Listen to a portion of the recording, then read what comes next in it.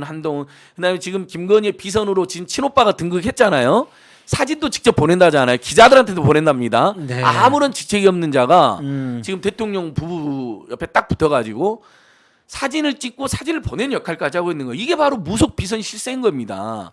김건희 녹취록에도 그게 나와요. 나는 대통령이니까 우리 오빠랑 인터뷰를 해라는 유명한 말이 나옵니다. 네네네. 지가 대통령이라고 말하는 것도 너무 기가 막히지만 내가 집권하면 가만두지 않겠다.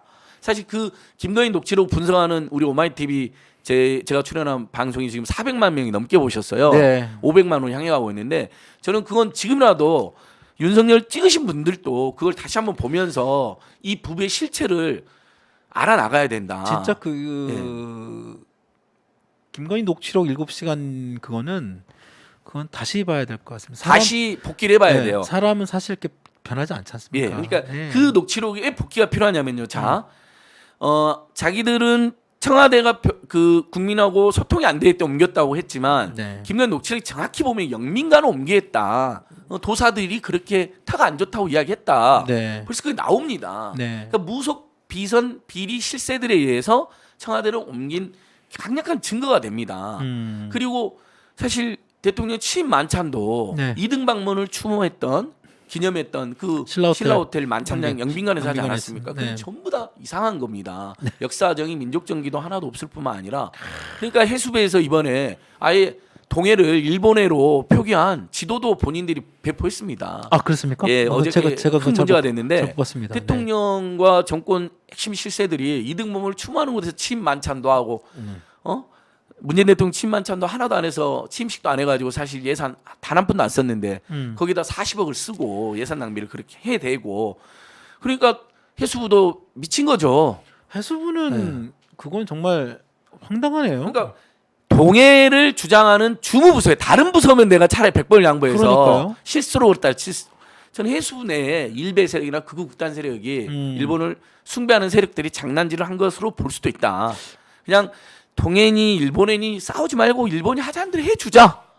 일본 자위대가 한반도에 상륙하는 게 일본 자위대의 꿈인데 김태효, 윤석열 다 그러잖아요.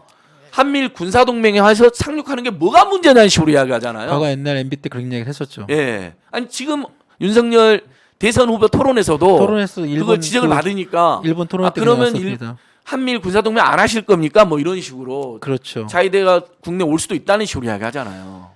그 윤석열 그 당시 후보가 그 TV 토론 과정에서 그 얘기가 나왔고 그 뒤늦게 또 뭐 해명은 아닌 해명을 했습니다만 그 해명도 더 이상하게 그 스텝이 꼬인 그러니까 실제로 그렇게 생각하고 있는 거예요. 윤석열 그렇습니다. 머릿속에는 네, 네, 북한과 중국을 봉사하기 위해서라면 네. 미국이 하자는 대로 네. 무조건 꼭두가시가 될 각오가 되어 있고 네. 그를 위해서 필요하면 우리는 한미 동맹이지 한일 동맹이 아니잖아요. 그렇습니다. 네. 한미일 동맹 나아가 한미일 군사 동맹도 할 건데 자위대가 그러기 위해서는 언제든지 유사시에 또는 훈련시에 한반도에 상륙할 수 있다. 한일 준도할 수 있다고 보는 거예요. 한일 간의 어떤 그런 군사 정보 옛날에 그 협정 포함해 가지고 이 군사 문제는 전혀 다른 문제지 않습니까? 맞습니다. 한일 관계의 그 어떻게 물론 미래지향적으로 한일과 이 두 나라 사이의 어떤 뭐 문화 경제적인 어떤 여러 가지 그런 이슈에 대해서는 뭐 협력과 뭐 그 나가지만 특히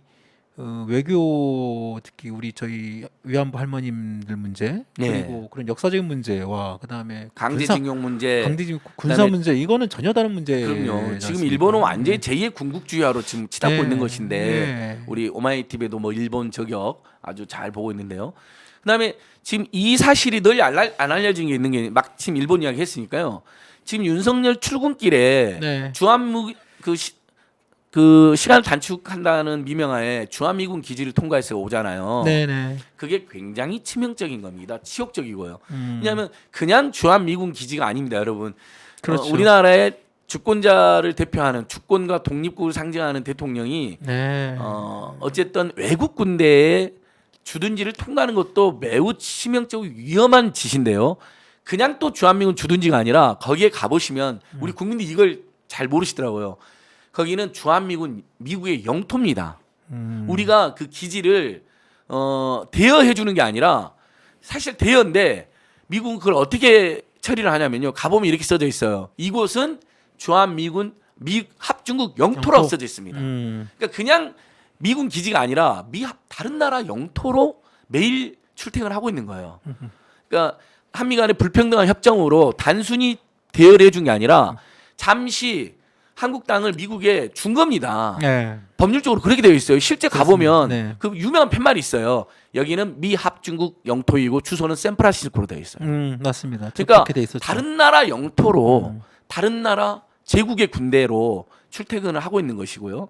그다음에 지금 집무실 바로 옆에 잔류 미군 기지가 들어선다는 거 아닙니까? 네.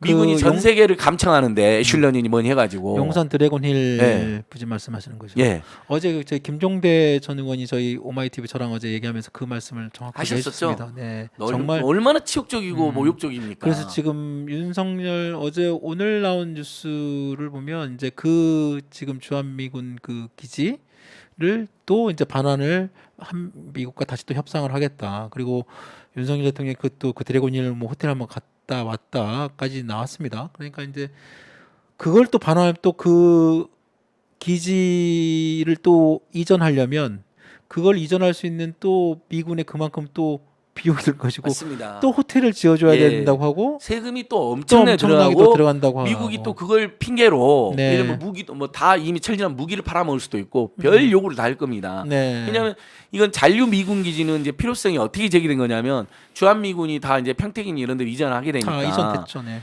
서울 수도권에서 예를 들면 유엔사랑 뭐 회의도 해야 되고 뭐 음. 회합도 해야 되고 여러 가지가 그러니까 일종의 서울에 사무소가 필요한 거예요. 일종의 그렇죠. 네. 기지가. 네. 그러면 그건 분명히 서울 수도권 또는 서울 근방으로 주게 됩니다. 네. 근데 지금 우리 국민들 입장에서는 서울 수도권이 이미 포화 상태이고 이러면 괜찮은 땅이 나오면 공공임대주택이라든지 청년들을 위한 저렴한 분양주택 이렇게 써야 될 곳인데 어디로 또 보낸다는 겁니까? 이 모든 게 그러니까요. 청와대를 김건희 무속 비선 세력들의 지시에 따라 저는 조언이 아니라 지시라고 보는데요. 예, 지시에 따라서 네. 집무실을 무모하게 불통으로 엄청난 세금을 써가면서까지 옮기고 선제 타격했더니 국방부를 선제 타격하는 황당한 짓을 저지르는 일에서 시작됐다. 탄핵 퇴진 사유가 하나씩 쌓이는 거다 이렇게 되면. 그렇군요. 예. 네. 그래서 이것을 우리 국민들 주권자들께서는 탄핵 마일리지라고 표현하시는 분들도 있어요. 탄핵 탄핵의 마일리지가 쌓이고 있다. 네, 하나씩. 네. 아, 용어 좋습니다. 탄핵 마일리지금 참